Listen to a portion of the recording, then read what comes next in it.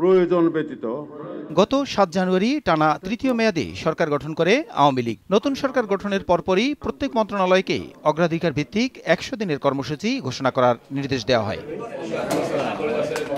তারই ধারাবাহিকতায় বুধবার সচিবালয়ে এক সংবাদ সম্মেলনে স্বাস্থ্য মন্ত্রণালয়ের ১০০ দিনের কর্মসূচি ঘোষণা করেন স্বাস্থ্যমন্ত্রী ডাক্তার জাহিদ মালেক। এ সময় তিনি বলেন, দেশে ১ বছরের নিচে এবং ৬৫ বছরের ঊর্ধ্বে সব নাগরিককে বিনামূল্যে চিকিৎসা দেওয়া হবে। মাননীয় প্রধানমন্ত্রীর গাইডলাইনে যেটি হয়েছে যে আমরা ১ বছরের নিচে এবং ৬৫ বছরের উপরে যে সমস্ত ব্যক্তি রয়েছে তাদেরকে বিনামূল্যে স্বাস্থ্য সেবা আমাদের দিতে হবে।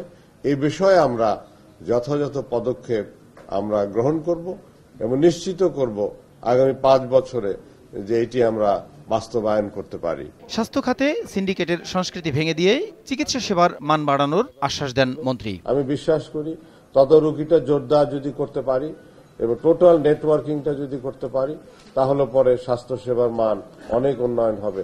দেশের বিভাগীয় শহরগুলোতে নতুন নতুন হাসপাতাল স্থাপনও গুরুত্ব পাবে বলে জানান তিনি। আমি কিছু স্বাস্থ্য প্রসূন আশিস, সময় সংবাদ, ঢাকা।